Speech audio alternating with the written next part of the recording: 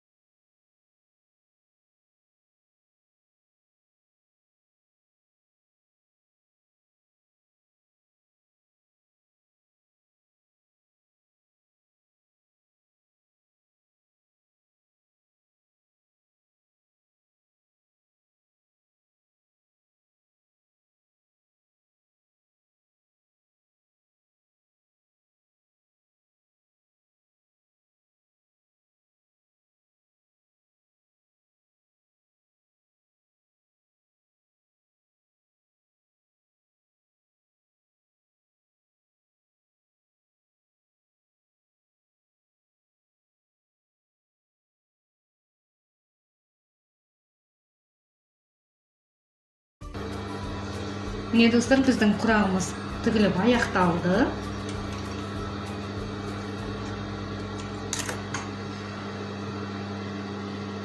Мына жерде біраз мата жетпей тұр. Дәл осылай қойып тігіп жіберуге болады екен. Енді жақсылап сыртын айналдырып тігіп шығамыз. Құрағымыз біздің аяқталды.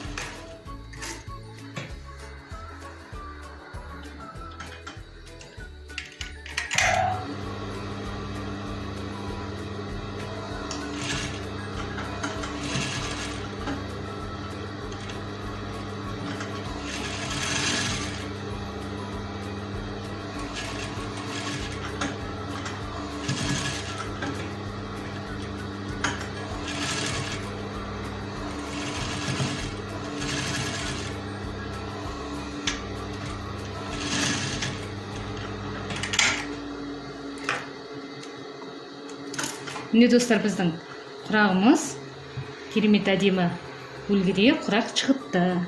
Енді шетін жақсылап 0,5 тігіп алдық. Шетіндегі маталарды артық маталарды кесіп алып тастаймыз.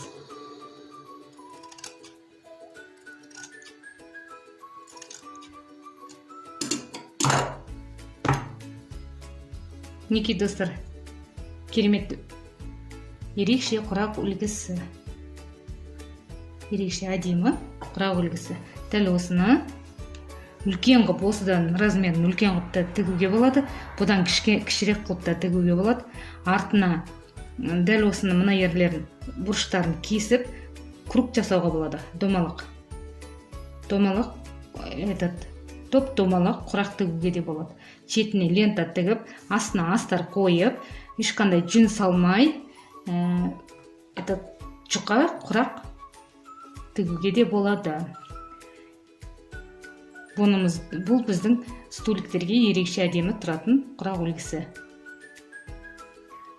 Ал достар, міне сіздерге тіккен үлгім, қазіргі тіккен, дәл сіздердің көздеріңізше тіккен құрақ үлгісі. Жақсы сау болыңыздар. Кімде-кім менің YouTube арнама жазылмаған болсаңыздар, міндетті түрде подписаться етіңіздер, лайк басыңыздар, комментарий жазып, қазақ өнерін қолдап кетіңіздер. Колокольчикті баса кетіңіздер. Ең алғашқы видеоны бірінші болып көретін боласыздар.